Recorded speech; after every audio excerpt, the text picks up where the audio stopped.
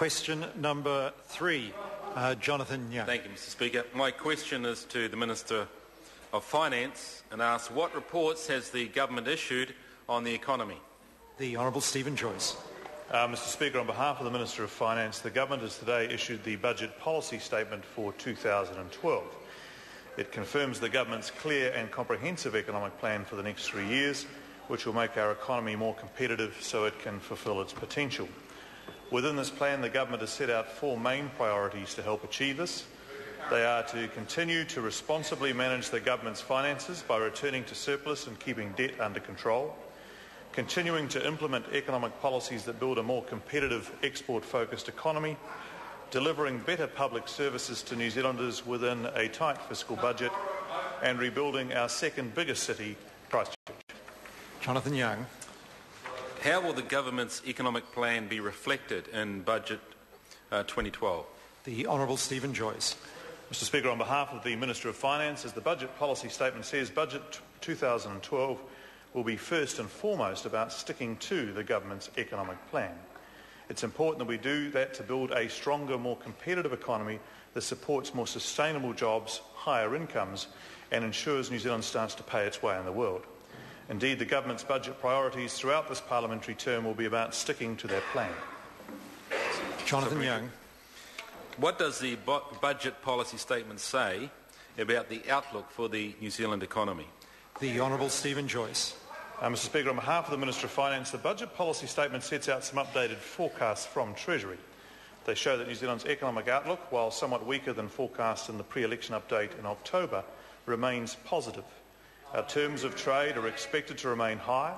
Our largest trading partners, particularly China and Australia, are among the stronger performing countries in the world, and the rebuilding of Christchurch will provide impetus to the economy in coming years. However, there is a risk that events offshore, particularly in Europe, could have a negative impact on the New Zealand economy. The Government continues to monitor those events closely. The Honourable David Parker.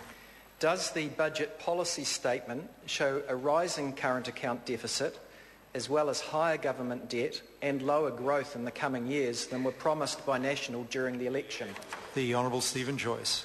Mr Speaker, the Budget Policy Statement does show a worsening economic situation which has a negative impact on the balance of payments and one or two of the other matters the member raises.